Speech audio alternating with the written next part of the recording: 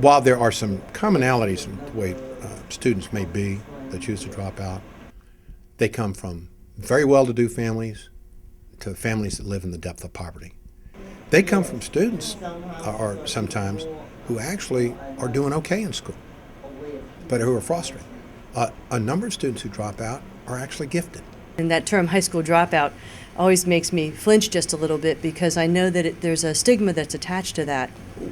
I think in the 21st century people would be amazed at the circumstances a lot of our students encounter that result in them not finishing high school. We have students who don't finish high school because their mom has a substance abuse issue or has other issues going on, and they are actually taking care and raising their younger brothers and sisters. They're all basically personal reasons that people and students encounter.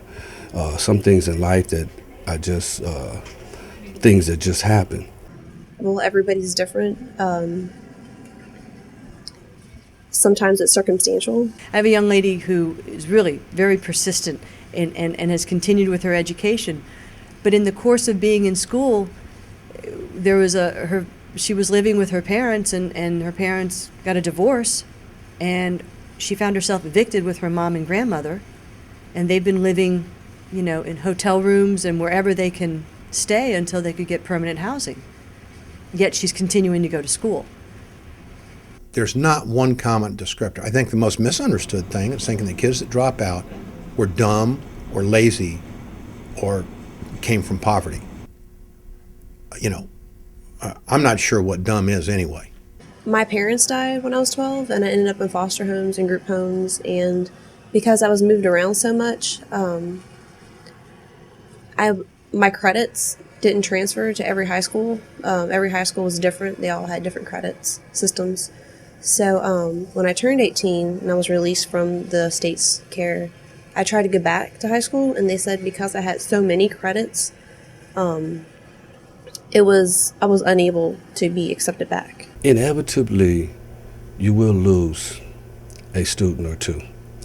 But as far as reducing the dropout rate goes, as a career coach, if you can help a student come up with a career plan and create an educational aspiration and set goals, help them to set their own goals and help them have some vision, then that changes that dropout rate. It reduces the dropout rate because the students are focused, they have a plan, and they stay on task.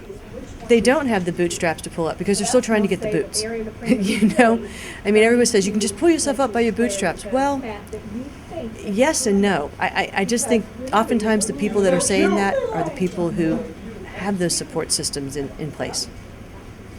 They've not had to wonder, how am I going to pay my rent or how am I going to feed my child? I just think the answer is much more complex and that we need to look at people as individuals rather than a group. Labels are one of the worst things that we do in this country. I wish we could figure out a way to get rid of them. People use labels too easily to quantify or cluster and group. There's no one picture that you can paint of who or what a dropout is, except that it's an incredible loss for that individual and for our society. That would be the one commonality that I would paint.